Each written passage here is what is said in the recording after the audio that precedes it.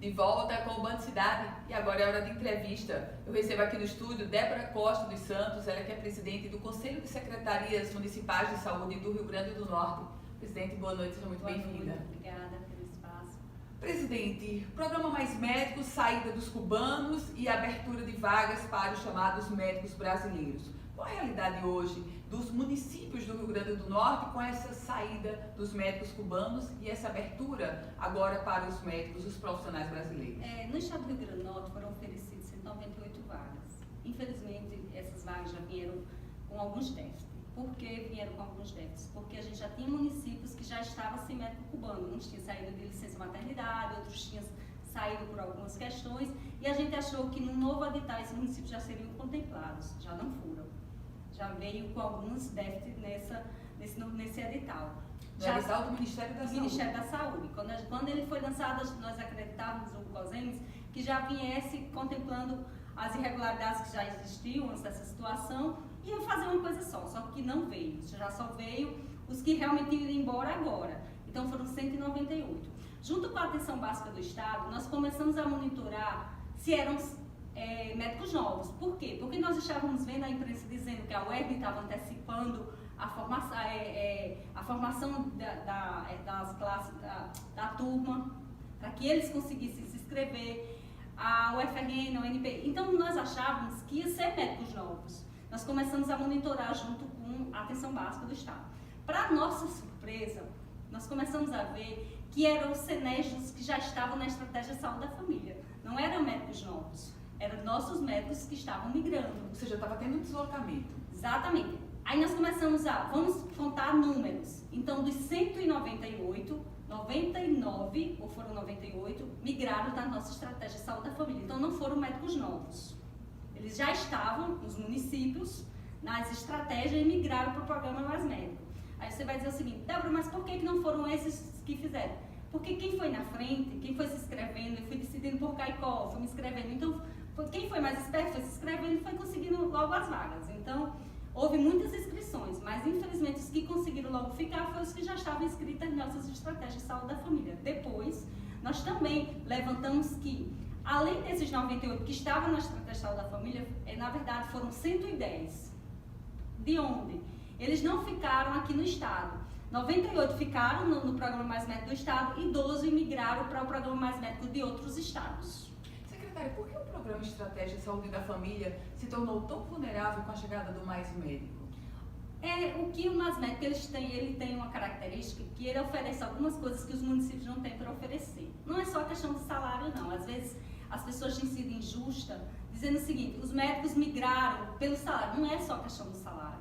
Não é só a questão que o salário é melhor. É a questão do salário, é a questão da carga horária, porque os municípios, os 167 do estado, eu acredito que todos, têm assinado um TAC, que é o Termo de Ajuste de Conduta, com o Ministério Público, dizendo que nossos profissionais têm que dar 40 horas no programa.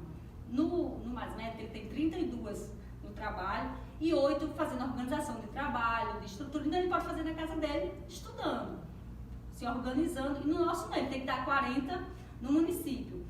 Outra diferença é, você recebe o salário sem imposto de renda, sem desconto de imposto, é 11 mil líquido. Você recebe pecúnia de alimentação, alguns recebem de aluguel. Então, no que junta, se torna bem mais viável para o médico do que o programa de estratégia de saúde da família. E um dado que é melhor ainda para eles é uma pontuação na residência. Secretária, qual a estratégia agora dos secretários municipais de saúde do Rio Grande do Norte para exatamente cobrirem esse vácuo que ficou? Na verdade, eu estava em São Paulo agora, eu fui para um encontro com todos os presidentes de COSEMES. A gente estava pensando que o Ministério da Saúde ia, mas ele não foi. O que é que nós estávamos tentando ver? Se o Ministério da Saúde lançava um novo edital para tentar suprir algumas coisas desse sentido de os médicos terminarem de cobrir o programa Mais Médico e os demais já procurarem as estratégias de saúde da família. Agora, uma coisa que nós temos tentado com o Ministério da Saúde é o seguinte: o problema não é a classe médica, o problema é porque o Ministério da Saúde não está dando condições aos municípios de contratar do mesmo jeito do programa Mais Médico. O que é que nós queríamos? Que o Ministério da Saúde desse as condições para que a estratégia de saúde da família lá de São José de Seridó, onde eu sou, eu tivesse as mesmas condições de oferecer ao médico o que o programa Mais Médico oferece. Porque aí ele iria ter interesse na minha estratégia de saúde da família. Então, o que nós queríamos do Ministério da Saúde era essa diferença. Lá no Amazonas, o que é que nós queríamos que fosse? A política fosse diferente lá, o salário fosse diferente lá, porque realmente não vai.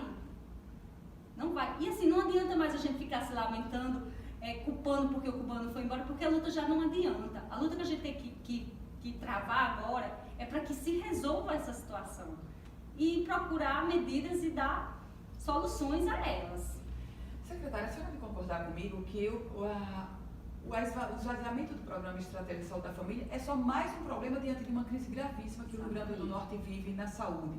E de uma crise que surpreendeu a todo o Potiguar no momento em que o Ministério Público divulgou a informação de que o Estado do Rio Grande do Norte não vai cumprir integralmente o que diz a lei, que é o investimento de 12%, ou seja, teria que investir aí quase 250 milhões de reais a curtíssimo prazo.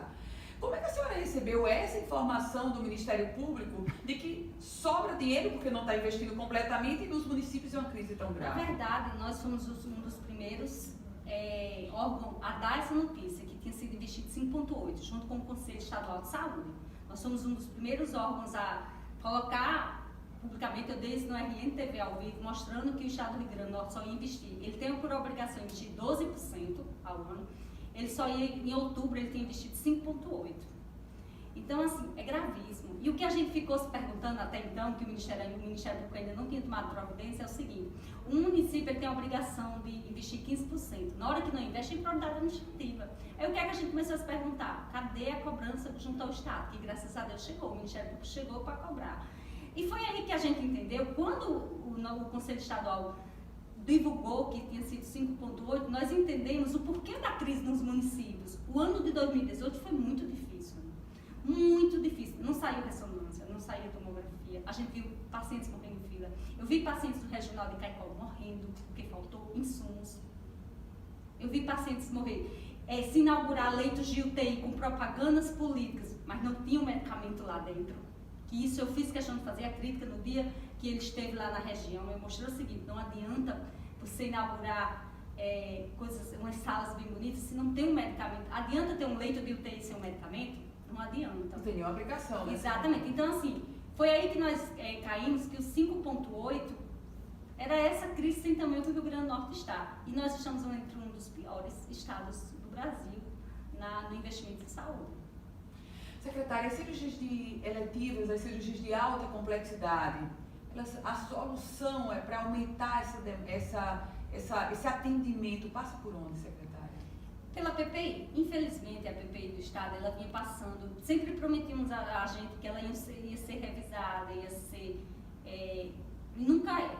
Primeiro, tinha um recurso que o Estado não apesar da crise, para você ter noção como a coisa estava desorganizada, apesar da crise, o Estado não executou um dinheiro, que era para executar em cirurgias eletivas.